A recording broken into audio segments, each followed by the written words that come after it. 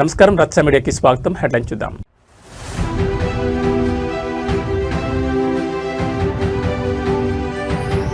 నదుల పరిరక్షణే కూటమి ప్రభుత్వ ధ్యేయం. గోదావరిని కాలుష్యరహితంగా తీర్చిదిద్దామన్న పవన్ కళ్యాణ్.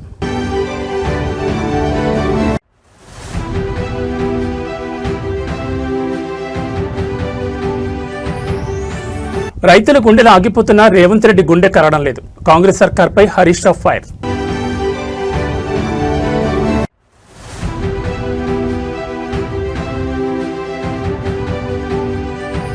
తొండవాడను పాకిస్తాన్తో పోలుస్తావా? చంద్రగిరి ఎమ్మెల్యేను చుట్టుముట్టి నిలదీసిన జనసేన శ్రేణులు.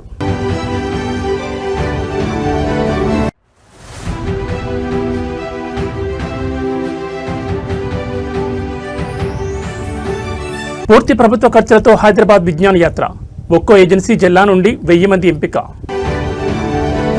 ఇక డీటెయిల్స్ చూస్తే ఆంధ్రప్రదేశ్ ఆరోగ్య రంగంలో సరికొత్త సాంకేతిక విప్లవానికి నాంది పడింది. మారుమూల ప్రాంతాల ప్రజలకు సైతం కార్పొరేట్ స్థాయి అత్యాధునిక వైద్య సేవలను చేరువచేయడమే లక్ష్యంగా కూటమి ప్రభుత్వం సరికొత్త అడుగులు వేస్తోంది. ఇందులో భాగంగా చిత్తూరు జిల్లా పోతలపట్టు ప్రాథమిక ఆరోగ్య కేంద్రంలో ఏర్పాటు చేసిన సంజీవని ప్లాట్ఫామ్లో ఏఐ అసిస్టెడ్ కన్సల్టేషన్ విధానాన్ని ముఖ్యమంత్రి చంద్రబాబు నాయుడు స్వయంగా వీక్షించారు. ఆర్టిఫిషియల్ ఇంటెలిజెన్స్ సహాయంతో సామాన్యులకు అందుతున్న వైద్య ప్రక్రియను చూసి ఆయన హర్షం వ్యక్తం చేశారు. పోతలపట్టు పిహెచ్సికి వెళ్లిన ముఖ్యమంత్రికి అక్కడి మెడికల్ ఆఫీసర్ ఈ సరికొత్త టెక్నాలజీ పనితీరును లైవ్ లో డెమో ఇచ్చి చూపించారు. ఒక రోగి ఆసుపత్రికి రాగానే నర్సులు రికార్డ్ చేసిన శరీర ఉష్ణోగ్రత, బీపీ, పల్స్ వంటి వైటల్స్ ఆటోమేటిక్ గా సిస్టంలోకి ఎలా అప్లోడ్ అవుతాయో సీఎం పరిశీలించారు. అనంతరం సదరు రోగి యొక్క పాత వైద్య చరిత్రను ఏఐ సిస్టమ్ క్షణాల వ్యవధిలో సేకరించడం, డాక్టర్ల విశ్లేషణకు అది ఎలా తోడ్పడుతుందనే అంశాలను ముఖ్యమంత్రికి వైద్యులు వివరించారు. ఈ సాంకేతికతలో అత్యంత కీలకమైన ఏఐ సపోర్ట్ ఆటోమేటెడ్ డాక్యుమెంటేషన్ విధానాన్ని సీఎం చంద్రబాబు నాయుడు ప్రత్యక్షంగా అడిగి తెలుసుకున్నారు. డాక్టర్లు రోగితో మాట్లాడుతున్నప్పుడే ఏఐ సాఫ్ట్వేర్ ఆటోమేటిక్ గా కేస్ షీట్ ను రికార్డ్ చేస్తుంది. చివరిగా రోగికి ఎలాంటి కాగితాలు అవసరం లేకుండా అత్యంత పారదర్శకంగా డిజిటల్ ప్రిస్క్రిప్షన్ జనరేట్ అయ్యే ప్రక్రియను లైవ్ లో చూసి సీఎం అభినందించారు. దీనివల్ల వైద్యుల సమయం ఆదా అవడమే కాకుండా రోగులకు మరింత ఖచ్చితత్వంతో కూడిన చికిత్స అందుతుందని అధికారులు తెలిపారు. సాంకేతికతను సామాన్యుడి చెంతకు చేర్చడంలో ఎల్లప్పుడూ ముందుండే సీఎం చంద్రబాబు ఈ సంజీవని ప్లాట్ఫామ్ పనితీరుపై పూర్తి సంతృప్తిని వ్యక్తం చేశారు. రాబోయే రోజుల్లో రాష్ట్ర వ్యాప్తంగా ఉన్న అన్ని ప్రాథమిక ఆరోగ్య కేంద్రాలకు ఈ ఏఐ అసిస్టెడ్ కన్సల్టేషన్ విధానాన్ని విస్తరింపజేస్తామని స్పష్టం చేశారు. దీని ద్వారా గ్రామీణ ప్రాంతాల్లో ఉన్న రోగుల డేటా సురక్షితంగా డిజిటలైజ్ చేయబడుతుందని, భవిష్యత్తులో వారికి అత్యవసర వైద్యం అందించడానికి ఇది ఒక మైలురాయిగా మారుతుందని పబ్లిక్ హెల్త్ ఎక్స్పర్ట్స్ అభిప్రాయపడుతున్నారు. మెడికల్ రంగంలో ఆర్టిఫిషియల్ ఇంటెలిజెన్స్ ను సమర్థవంతంగా వాడుకుంటూ ఏపీ ప్రభుత్వం చేపట్టిన ఈ సరికొత్త ప్రయోగం దేశంలోని హెల్త్ టెక్నాలజీ విభాగంలో సరికొత్త మోడల్గా నిలవబోతోంది. డాక్టర్ అనిల్ కుమార్ నాయర్ గారితో మీకు అపాయింట్మెంట్ ఇస్తున్నామా సార్. నేను కలిసే ముందు ఒకసారి స్టాఫ్ నర్స్ దగ్గరికి వెళ్ళి మీ బీపీ షుగర్ అంతా ఎంత ఉందని ఒకసారి చెక్ చేసుకోండి మా. చెక్ చేసుకున్నాక సార్ దగ్గరికి వెళ్ళండి. లాస్ట్లో తిరిగి వెళ్ళేటప్పుడు నాకు ఈ స్లిప్ చూపించేసి వెళ్ళండి, ఓకేనా? సో డాక్యుమెంటేషన్ అంతా సేవ్ చేస్తాను సార్, స్కాన్ చేసి పెట్టేస్తాను సార్. మళ్ళీ స్లిప్ ఎందుకు ఇచ్చారు సార్? ఫిజికల్ డేటా కూడా సేవ్లో ఉంటుంది సార్. అక్కడ డాక్టర్ ఏఐ రికార్డ్ డేటా కూడా సేవ్లో ఉంటుంది సార్. 2 పేషెంట్ చూసుకోగలుగుతారు, అలా మన హెల్త్ డిపార్ట్మెంట్లో వైద్యులు కూడా చూసుకోగలుగుతారు. అంటే మీకు ఇక్కడ ప్రింట్ ఇక్కడ నుంచి మీరు డాక్టర్ దగ్గరికి వెళ్ళారు, మొత్తం కంప్లీట్ చేసుకొని వెళ్తారు. వెళ్ళేటప్పుడు మళ్ళీ వచ్చి మీకు స్లిప్ ఇస్తే లాభం ఏంటి? ఏముంది? డాక్టర్ ఆన్ హ్యాండ్ రిటర్న్ చేస్తారు. అది కూడా రాస్తారా? ఇన్ కేసు రెఫరల్ కంటే సీల్ అంతా వేసి పంపిస్తాం. ఇది మళ్ళీ మీరు చెకింగ్ ఏం చేస్తారు ఇక్కడ?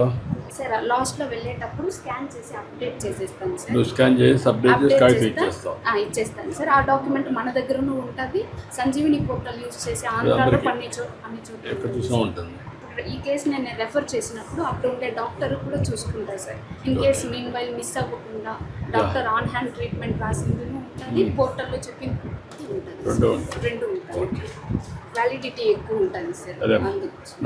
గుర్తి వాళ్ళకు కూడా కాన్ఫిడెన్స్ ఉంటుంది, చేశారని వాళ్ళకు రికార్డు ఉంటుంది. ఇప్పుడు నీ దగ్గరకి వచ్చే వాళ్ళల్లో ఎంతమందికి టెక్నాలజీ పైన అనుభవం? ఇప్పటికీ మోర్ దెన్ 8,000 మెంబర్స్ ఈ కార్డ్ మన దగ్గర పొందింటారు సార్. వాళ్ళే కాల్స్ చేసిన వాళ్ళు 2000 అబో కమాండ్ సెంటర్కి కాల్ చేసి అపాయింట్మెంట్ తీసుకొని వచ్చిన వాళ్ళు ఉన్నారు. మన కమాండ్ సెంటర్ వాళ్ళు కూడా ఇప్పుడు ఫాలోఅప్ డేట్ ఏదైనా ఇస్తే ముందు రోజు కాల్ చేసి ఇక్కడ పంపిస్తున్నాం. ఇక్కడ మీ దగ్గరికి వచ్చినప్పుడు ఓటీపీ ఇవ్వడం కానీ అవన్నీ పర్ఫెక్ట్గా చేస్తున్నారు. ఇప్పుడు ఆ అమ్మాయి దగ్గర ఓటీపీ తీసుకున్నారు కదా, ఆ అమ్మాయి చెప్పింది మీరు వేసారు. Why can't ask her send it? అప్పుడు రికార్డ్ చేసి ఎవిడెన్స్ ఉంటుంది కదా. ఓరల్గా మీరు తీసుకున్నారు, ఓరల్గా తీసుకున్నప్పుడు నువ్వు కూడా రాయించు. అది యు ఆర్ సిన్సియర్. బట్ సిస్టంలో అది ఎందుకు వచ్చింది? ఆవిడ ఇవ్వాల్సింది నేరుగా ఫోన్ నుంచి చేస్తే రికార్డ్ అయిపోతుంది. That will be more documentation will tell. Andhra Pradesh జీవనాడులైన పవిత్ర నదుల పరిరక్షణ ధ్యేయంగా కూటమి ప్రభుత్వం నడుంబిగించింది. ఇందులో భాగంగా గోదావరి నదిని పూర్తి కాలుష్యరహితంగా తీర్చిదిద్దేందుకు ఉప ముఖ్యమంత్రి పవన్ కళ్యాణ్ కీలక అడుగు వేశారు. నదిలోకి ఎలాంటి మురుగునీరు, పారిశ్రామిక మరియు ప్లాస్టిక్ వ్యర్థాలు చేరకుండా నిరోధించేందుకు తీసుకోవాల్సిన తక్షణ చర్యలపై సమగ్ర నివేదిక సమర్పించాలని ఆయన ఉన్నతాధికారులను ఆదేశించారు. పంచాయతీరాజ్, గ్రామీణాభివృద్ధి మరియు పర్యావరణ శాఖల మంత్రిగా కూడా ఉన్న డిప్యూటీ సీఎం పవన్ కళ్యాణ్ గోదావరి నదీ తీర ప్రాంతాల పారిశుద్ధ్యంపై ఉన్నత స్థాయి సమీక్ష నిర్వహించారు. నగరాలు, గ్రామాల నుంచి వచ్చే మురుగునీరు నేరుగా గోదావరి నదిలో కలవడం వల్ల నదీ జలాలు కలుషితమవుతున్న తీరుపై ఆయన ఆందోళన వ్యక్తం చేశారు. భవిష్యత్ తరాల మనుగడకు నదులను కాపాడుకోవడం అత్యంత ఆవశ్యకమని స్పష్టం చేసిన పవన్ వ్యర్థాల నియంత్రణకు అవసరమైన శాశ్వత మౌలిక వసతులు, డ్రైనేజ్ డైవర్షన్ ప్లాంట్ల ఏర్పాటుపై తక్షణమే నివేదిక సిద్ధం చేయాలని అధికారులకు దిశానిర్దేశం చేశారు. ఈ క్రూషియల్ రివ్యూ వెనుక అత్యంత ప్రతిష్టాత్మకమైన గోదావరి పుష్కరాలు లక్ష్యంగా కనిపిస్తున్నాయి. రాబోయే పుష్కరాల నాటికి కోట్ల సంఖ్యలో తరలివచ్చే భక్తులకు పవిత్రమైన, స్వచ్ఛమైన గోదావరి జలాలను అందించడమే ప్రభుత్వ సంకల్పమని డిప్యూటీ సీఎం పేర్కొన్నారు. పుష్కరాల ఘాట్ల వద్ద ప్లాస్టిక్ రహిత నియమాలు కఠినంగా అమలు చేయాలని, నదీ పరివాహక ప్రాంతాల్లో వ్యర్థాల మేనేజ్మెంట్ను పటిష్టం చేయాలని ఆదేశించారు. ఈ భారీ ప్రాజెక్టు ద్వారా గోదావరి నదికి పూర్వవైభవం తీసుకురావాలని పవన్ కళ్యాణ్ అధికారులను కోరారు. గోదావరి నదిని ప్రక్షాళన చేసేందుకు డిప్యూటీ సీఎం పవన్ కళ్యాణ్ స్వయంగా చొరవ తీసుకోవడంపై పర్యావరణ ప్రేమికులు, నదీ తీర ప్రాంత ప్రజలు హర్షం వ్యక్తం చేస్తున్నారు. కేవలం పండుగల సమయాల్లోనే కాకుండా నిరంతరం గోదావరి నది స్వచ్ఛంగా ఉండేలా నివేదికలు తెప్పించుకుని క్షేత్రస్థాయిలో నిధులు కేటాయించేందుకు సిద్ధమవడంపై కూటమి ప్రభుత్వం నిబద్ధత స్పష్టమవుతోందని రాజకీయ విశ్లేషకులు భావిస్తున్నారు. గోదావరి నది పవిత్రతను కాపాడడంతో పాటు పర్యావరణ సమతుల్యత కోసం ఉప ముఖ్యమంత్రి పవన్ కళ్యాణ్ తీసుకున్న నిర్ణయం అద్భుతమైన మార్పులకు నాంది పలుకుతుందని ఆశిస్తున్నారు. ఓవరాల్గా ఇట్లాంటి ఎఫ్లూయెన్స్ స్టేట్ వైడ్, మన డిస్ట్రిక్ట్ వైడ్ ఎక్కడ వెళ్తున్నాయి ఒకసారి నాకు నోట్ ఇవ్వండి. ఒకసారి పీసీబీ దగ్గర ఉందా, ఐడియా ఉందా వాళ్ళ దగ్గర? డేటా అది ఇవ్వండి ఒకసారి. అంటే ఒకసారి పాయింట్ ఇట్లాంటివి ఏమున్నాయి అంటే ఏంలా మీరు ఏమొచ్చినా సరే ఆ నదిలోకి చిన్న ప్లాస్టిక్ కవర్ రాకుండా ఉండాలంటే ఏం చేయాలి? లేటెస్ట్ స్టాక్ అబౌట్ ఇట్ అంటే ముందు ఒకసారి ఉంది కదా. అవును సార్.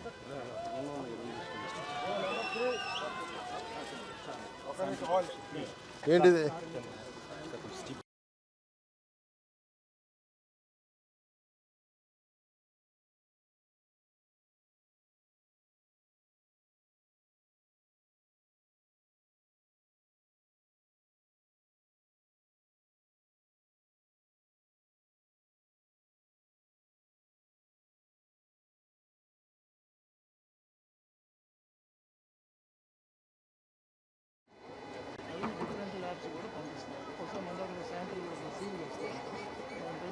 హైదరాబాద్లోని ముఖ్యమంత్రి నివాసంలో ఒక ఆసక్తికర రాజకీయ భేటీ చోటు చేసుకుంది. తమిళనాడు రాష్ట్రంలో ఇటీవల నూతనంగా మంత్రిగా బాధ్యతలు స్వీకరించిన పి విశ్వనాథన్ నేడు తెలంగాణ ముఖ్యమంత్రి రేవంత్ రెడ్డిని మర్యాదపూర్వకంగా కలుసుకున్నారు. ఇరు రాష్ట్రాల నేతల మధ్య జరిగిన ఈ సద్భావన భేటీకి సంబంధించిన పూర్తి వివరాలు చూస్తే, తమిళనాడు కేబినెట్లో మంత్రిగా కొత్తగా బాధ్యతలు చేపట్టిన తర్వాత పి విశ్వనాథన్ తొలిసారిగా హైదరాబాద్ పర్యటనకు వచ్చారు. ఈ సందర్భంగా ముఖ్యమంత్రి రేవంత్ రెడ్డిని ఆయన మర్యాదపూర్వకంగా కలిశారు. ఈ భేటీలో సీఎం రేవంత్ రెడ్డి తమిళనాడు మంత్రి విశ్వనాథన్ కి సాలువా కప్పి బొకే అందించి ఘనంగా సత్కరించారు. మంత్రిగా బాధ్యతలు చేపట్టినందుకు గాను ఆయనకు హృదయపూర్వక శుభాకాంక్షలు మరియు అభినందనలు తెలియజేశారు. కేవలం మర్యాదపూర్వకంగానే కాకుండా ఈ ఆత్మీయ సమావేశంలో ఇరు రాష్ట్రాల మధ్య ఉన్న సాంస్కృతిక బంధాలు, ప్రాంతీయ అభివృద్ధి మరియు అంతర్రాష్ట్ర సంబంధాల మెరుగుదలపై నేతలు కొద్దిసేపు చర్చించినట్టు తెలుస్తోంది. పొరుగు రాష్ట్రాలైన తమిళనాడు, తెలంగాణ ప్రభుత్వాలు పరస్పర సహకారంతో ప్రజా సంక్షేమ పథకాల అమలులో అనుభవాలను పంచుకోవడం ద్వారా దక్షిణాది రాష్ట్రాల ప్రగతికి మరింత దోహదపడగలవని ఈ సందర్భంగా నేతలు అభిప్రాయపడ్డారు. ముఖ్యమంత్రి చూపిన ఆదరణకు, ఆత్మీయ సత్కారానికి తమిళనాడు మంత్రి విశ్వనాథన్ ప్రత్యేక కృతజ్ఞతలు తెలిపారు. పొరుగు రాష్ట్రాల మంత్రులు, ప్రముఖులు హైదరాబాద్ వచ్చినప్పుడు ముఖ్యమంత్రి రేవంత్ రెడ్డి వారితో జరుపుతున్న ఇటువంటి భేటీలు అంతర్రాష్ట్ర సమన్వయాన్ని పెంచేందుకు ఎంతగానో ఉపయోగపడుతున్నాయని విశ్లేషకులు భావిస్తున్నారు.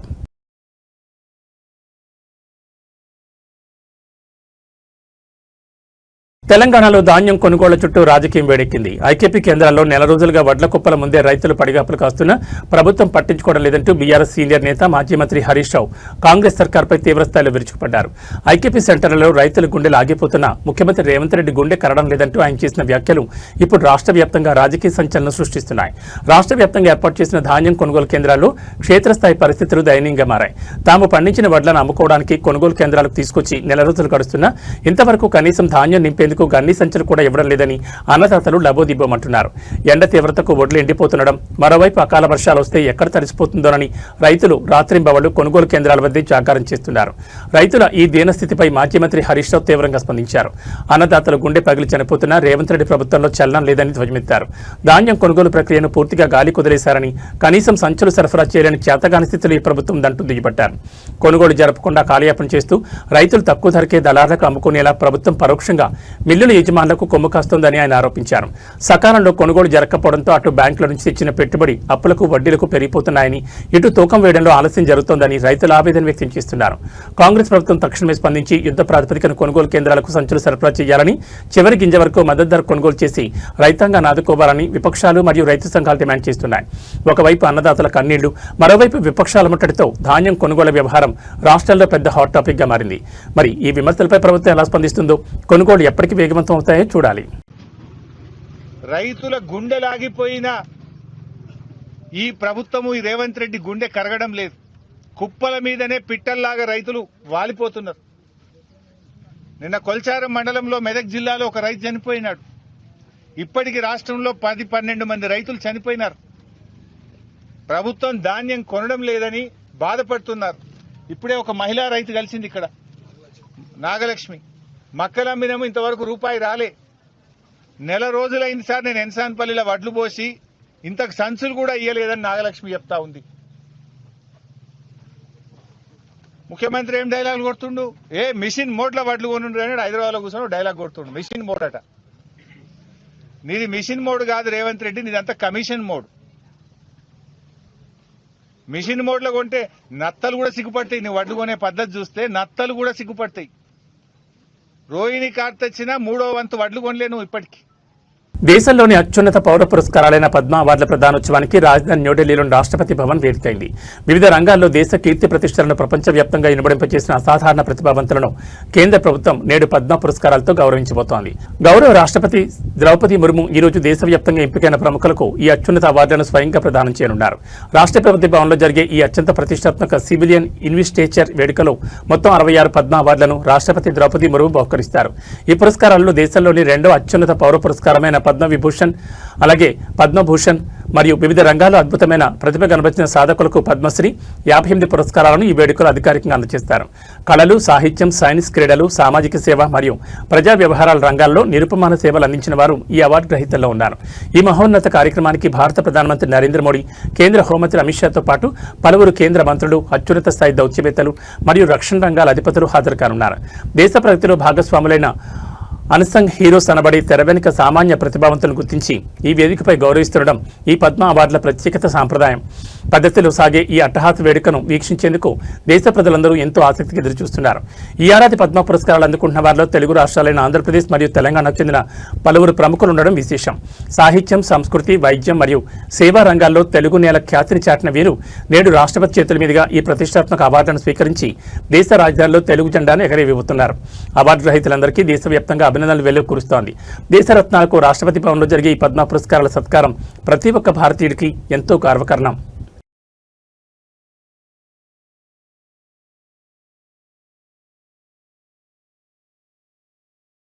గుంటూరు జిల్లాలో ఒక కీలక అగ్ని ప్రమాద వార్త చోటు చేసుకుంది. అమరావతి పరిధిలోని ప్రముఖ చారిత్రక ఆధ్యాత్మిక ప్రాంతమైన ఉండవల్లి కొండ పరిసరాల్లో ఒక్కసారిగా మంటలు చెలరేగడం తీవ్ర కలకలం రేపింది. అయితే అగ్నిమాపక సిబ్బంది సకాలంలో స్పందించి భారీ ప్రమాదం తప్పించారు. కొందరు గుర్తు తెలియని ఆకతాయిలు చేసిన నిర్లక్ష్య పని కారణంగానే ఈ ప్రమాదం జరిగినట్లు తెలుస్తోంది. ఉండవల్లి కొండపై ఉన్న ఎండిన పొదలు, గడ్డకి ఆకతాయిలు కావాలని నిప్పు పెట్టడంతో అవి క్షణాల వ్యవధిలో కొండ ప్రాంతమంతా విస్తరించాయి. వేసవి తీవ్రతకు ఎండలు మండిపోతుండటంతో మంటలు వేగంగా పైకి ఎగిసిపడ్డాయి. దట్టమైన పొగలు కమ్ముకోవడంతో స్థానికులు మరియు పర్యాటకులు తీవ్ర భయాందోళనకు గురయ్యారు. స్థానికుల సమాచారం మేరకు ఫైర్ సిబ్బంది వెంటనే ఫైర్ ఇంజన్లతో క్షేత్రస్థాయికి చేరుకున్నారు. కొండ ప్రాంతం కావడంతో నీటి వాహనాలు వెళ్లేందుకు కాస్త ఇబ్బంది ఎదురైనప్పటికీ అగ్నిమాపక సిబ్బంది అత్యంత శ్రమించి మంటలను నలువైపులా వ్యాపించకుండా అడ్డుకున్నారు. నిరంతరాయంగా నీటిని చిమ్ముతూ గంటల పాటు శ్రమించి ఎట్టకేలకు మంటలను పూర్తిగా అదుపులోకి తెచ్చారు. ప్రస్తుతం పరిస్థితి పూర్తిగా అదుపులో ఉందని, ఎవరూ ఆందోళన చెందాల్సిన అవసరం లేదని అటవీ అగ్నిమాపక శాఖ అధికారులు స్పష్టం చేశారు. చారిత్రక కట్టడాలకు ఎలాంటి నష్టం వాటిల్లకపోవడంతో అందరూ ఊపిరి పీల్చుకున్నారు. పురాతన పర్యాటక ప్రాంతాల్లో ఇలాంటి బాధ్యత రాహిత్య పనులను పాల్పడే ఆకతాయిలపై పోలీసులు కఠిన చర్యలు తీసుకోవాల్సిన అవసరం ఎంతైనా ఉంది.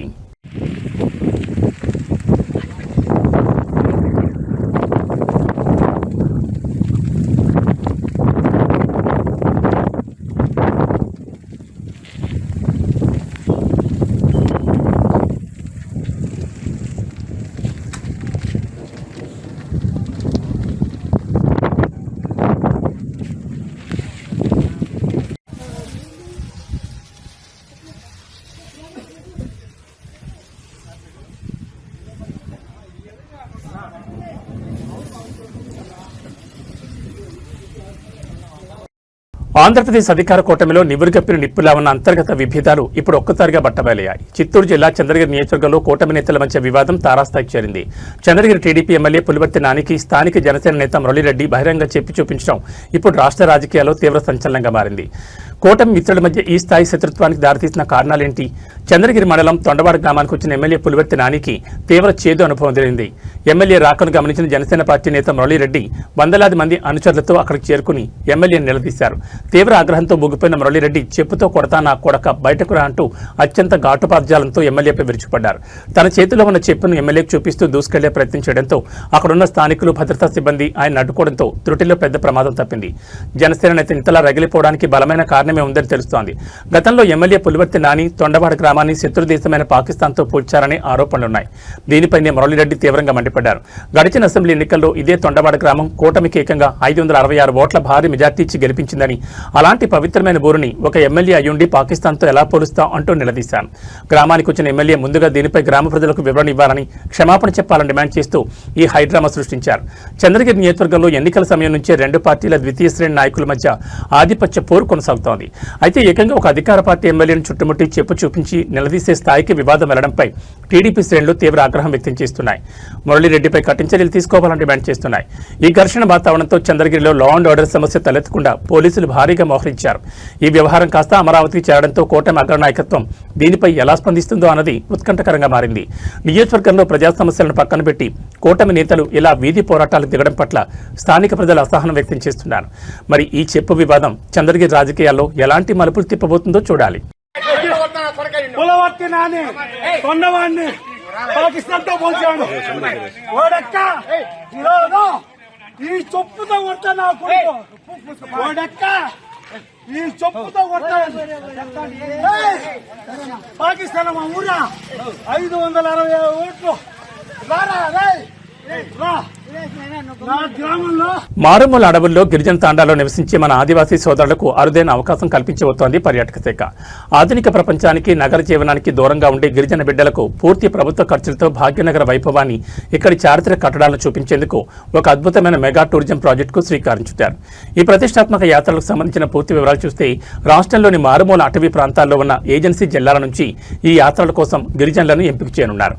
ఒక్కో జిల్లా నుండి దాదాపు 1000 మంది చొప్పున లబ్ధిదారులను ఎంపిక చేసి వారిని ప్రత్యేక బస్సుల ద్వారా హైదరాబాద్ నగరానికి తీసుకురావాలని పర్యాటక శాఖ నిర్ణయించింది. ఈ యాత్రకు అయ్యే రవాణా, వసతి, భోజన ఖర్చులన్నింటినీ పూర్తిగా ప్రభుత్వం వివరిస్తుంది. అడవి దాటి ఎన్నడూ బయట ప్రపంచాన్ని చూడని ఎంతో మంది అమాయక గిరిజనులకు నగర సంస్కృతిని, అభివృద్ధిని పరిచయం చేయడమే ఈ వినూత్న యాత్ర ముఖ్య ఉద్దేశం. ఈ విజ్ఞాన యాత్రలో భాగంగా హైదరాబాద్ నగరంలోని ప్రపంచ ప్రసిద్ధిగాంచిన చారిత్రక ప్రదేశాలైన చార్మినార్, గోల్కొండ కోట, సాలార్జంగ్ మ్యూజియం వంటి వాటిని వీరు సందర్శించనున్నారు.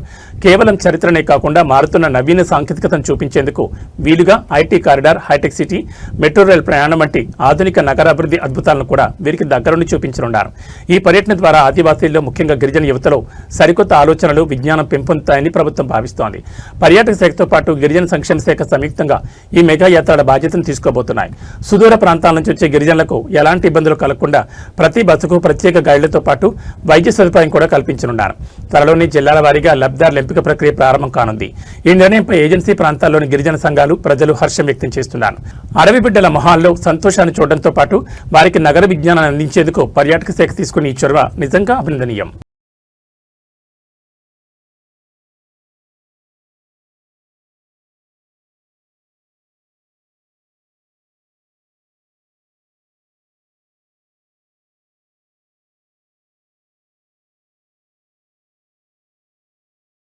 హైదరాబాద్ భాగ్యనగరంలో అత్యంత కీలకమైన పశ్చిమ మండలం కనెక్టివిటీ రూట్ మెహదీపట్నం మీదుగా ప్రయాణించే వాహనదారులకు అలర్ట్. మెహదీపట్నం రైతు బజార్ మరియు బస్ స్టాప్ సమీపంలో ఎంతో కాలంగా ఎదురుచూస్తున్న పెడెస్ట్రియన్ స్కైవాక్ బ్రిడ్జ్ నిర్మాణ పనులు ప్రస్తుతం అత్యంత వేగంగా కొనసాగుతున్నాయి. ఈ పనుల నేపథ్యంలో ఆ ప్రాంతంలో ట్రాఫిక్ తీవ్రంగా నెమ్మదించింది. మెహదీపట్నం జంక్షన్లో పాదచారుల భద్రత కోసం హెచ్ఎండిఏ ప్రతిష్టాత్మకంగా నిర్మిస్తున్న ఈ భారీ స్టీల్ స్కైవాక్ బ్రిడ్జ్ పనులు చివరి దశకు చేరుకున్నాయి. భారీ క్రేన్ల సహాయంతో ఇనుప పిల్లర్లు, గార్డర్లను అమర్చే పనులు జరుగుతుండటంతో ప్రధాన రహదారిపై వాహనాల రాకపోకలు కేవలం 2 లైన్లకే పరిమితమయ్యాయి. దీనివల్ల మాసపు ట్యాంక్ వైపు నుంచి రేతిబౌలి, టోలీ చౌక్ వెళ్లే మార్గంలో మరియు అటువైపు నుండి వచ్చే రూట్లలో వాహనాలు బంపర్ టు బంపర్ నెమ్మదిగా కదులుతున్నాయి. క్షేత్రస్థాయిలో ప్రయాణికులకు ఎలాంటి ఇబ్బందులు కలగకుండా ఉండేందుకు హైదరాబాద్ ట్రాఫిక్ పోలీసులు రంగంలోకి దిగారు. అదనపు బలగాలను మోహరించి వాహనాలు నిరంతరం క్రమబద్ధీకరిస్తున్నారు.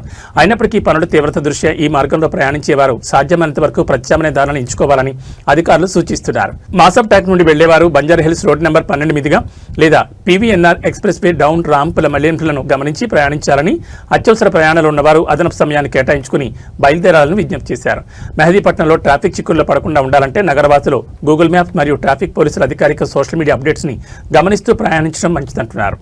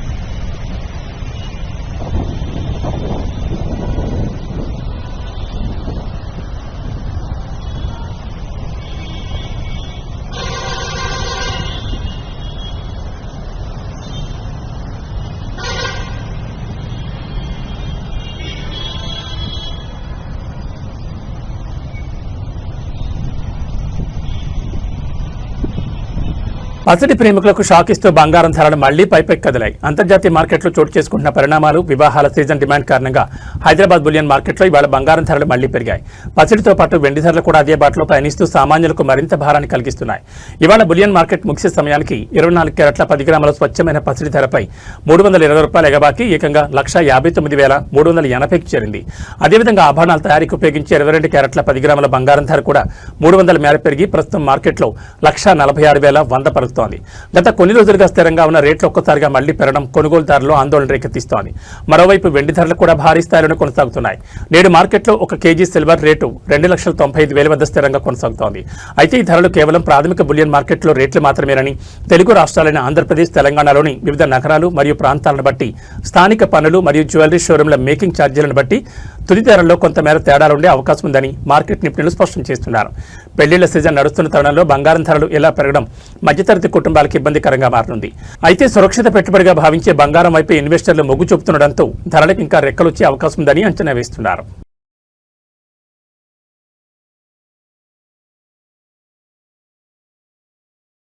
తెలుగు రాష్ట్రాల్లో భానుడు తన ప్రతాపం చూపిస్తున్నాడు. రోహిణి కార్తె ప్రవేశంతో ఎండల తీవ్రత మరింత ముదిరింది.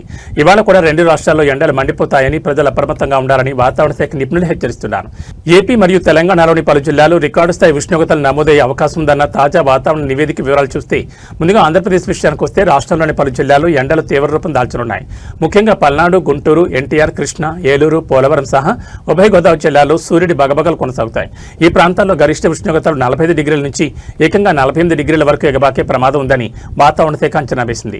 మధ్యాహ్నం పూట తీవ్రమైన ఉక్కపోత, వేడిగాలులు వీచే అవకాశం ఉంది. అటు తెలంగాణలోనూ పరిస్థితి ఇలాగే ఉండబోతోంది. ఉమ్మడి ఆదిలాబాద్, నిజామాబాద్, కరీంనగర్, వరంగల్, ఖమ్మం జిల్లాలో ఇవాళ రికార్డు స్థాయి టెంపరేచర్స్ నమోదయ్యే వీలుంది. ఈ జిల్లాల్లో ఉష్ణోగ్రతలు 44 డిగ్రీల నుంచి 47 డిగ్రీల వరకు రికార్డయ్యే అవకాశం ఉందని అధికారులు పేర్కొన్నారు. అయితే ఇదే సమయంలో తీవ్రమైన వేడి కారణంగా స్థానికంగా ఏర్పడే ద్రోణి ప్రభావంతో కొన్ని జిల్లాల్లో అక్కడక్కడ అకాల వర్షాలు లేదా ఉరుములతో కూడిన జల్లులు పడవచ్చని కూడా వాతావరణ శాఖ నిపుణులు హెచ్చరించారు. ఎండలు మరియు వడగాల్పులు తీవ్రత దృష్ట్యా ప్రజలు అత్యవసరమైతే తప్ప మధ్యాహ్నం 11 గంటల నుంచి సాయంత్రం 4 గంటల వరకు బయటకు రాకూడదని వైద్యులు సూచిస్తున్నారు. తగిన నీరు, ద్రవ పదార్థాలు తీసుకుంటూ జాగ్రత్తలు వహించాలన్నారు.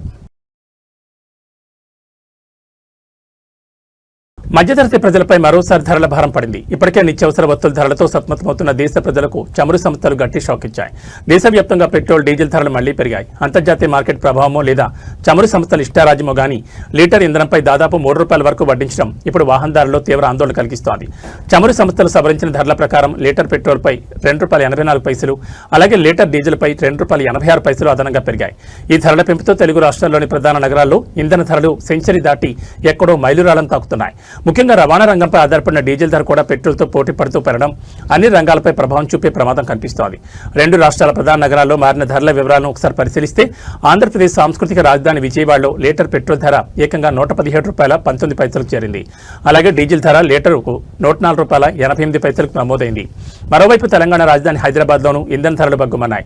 భాగ్యనగరంలో లీటర్ పెట్రోల్ రేటు ₹115.58 చేరగా డీజిల్ ధర లీటరు ₹103.74గా కొనసాగుతోంది. జిల్లాల వారీగా లోకల్ ట్యాక్సుల ఆధారంగా ఈ ధరలు మరికొంత పెరిగే అవకాశం ఉంది. ఈ ఆకస్మిక ధరల పెంపుపై వాహనదారులు, సామాన్య ప్రజల నుంచి తీవ్ర వ్యతిరేకత వ్యక్తమవుతోంది. డీజిల్ ధరలు పెరగడం వల్ల లారీలు, ఇతర రవాణా వాహనాల ఛార్జీలు పెరిగి తద్వారా కూరగాయలు, ఇతర నిత్యావసర వస్తువుల ధరలు కూడా ఆకాశం తాకుతాయని సామాన్యులు ఆవేదన వ్యక్తం చేస్తున్నారు. ప్రభుత్వం తక్షణమే జోక్యం చేసుకుని పన్నులు తగ్గించడం ద్వారా ఇంధన ధరలను అదుపు చేయాలని డిమాండ్ చేస్తున్నారు. పెరిగిన ధరలు బడ్జెట్ను తలకిందులు చేస్తుంటే సామాన్యుడి బండి బయటకు తీయాలంటేనే భయపడే పరిస్థితి వస్తోంది. మరి ఈ ధరల పెంపుపై ప్రభుత్వం ఎలా స్పందిస్తుందో చూడాలి. ఇవి బులెటిన్ విశేషాలు. మరో బులెటిన్లో మళ్ళీ కలుసుకుందాం. నమస్కారం.